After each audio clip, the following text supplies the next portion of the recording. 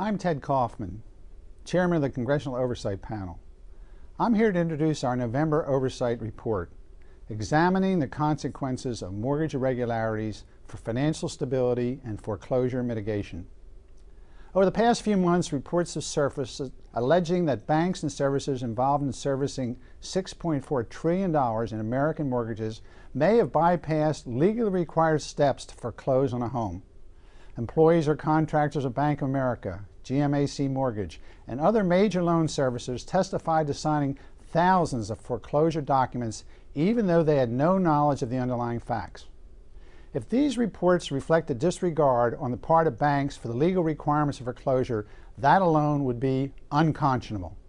Yet it is possible that the problem is even worse, that robo-signing has concealed much deeper flaws in the mortgage market. The panel has spent weeks digging deep into this issue, but right now, no one can say how deep the problems run. In the best case scenario, concerns about the mortgage market may prove overblown. In this view, robo-signing was deeply wrong, but fairly rare and easily fixed. Banks could clean up any problems by taking greater care to document the facts underlying the foreclosures. The worst case scenario is considerably grimmer. In this view, robo-signing served to conceal the fact that banks cannot prove that they own the mortgage loans they claim to own. In essence, it is possible that the mortgage market has grown too complicated, too fast for the legal and financial system to keep up.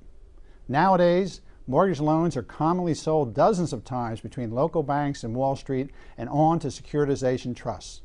If at any point the legal steps required to transfer ownership are not followed to the letter, then neither the homeowner nor the bank nor anyone else may be able to tell easily who owns the mortgage. If these problems prove pervasive, the consequences could be severe. Clear and uncontested property rights are the foundation of the housing market. If these rights fall into question, that foundation could collapse. Borrowers may be unable to know whether they're sending their monthly payments to the right people. Judges may block any effort to foreclose, even in cases where borrowers have failed to make regular payments. Multiple banks may attempt to foreclose upon the same property. Borrowers who have already suffered foreclosure may seek to regain title to their homes and force any new owners to move out. Would-be buyers and sellers could find themselves in limbo, unable to know with any certainty whether they can safely buy or sell a home. Documentation problems could also have consequences for Treasury's foreclosure prevention programs. Some servicers dealing with Treasury may not be able to document any legal right to start foreclosures, which may call into question their ability to grant modifications or to demand payments from homeowners. Potentially, payment plans that have already been approved could turn out to be null and void. To put in perspective the potential problem, the mortgage-backed securities market totals $7.6 trillion.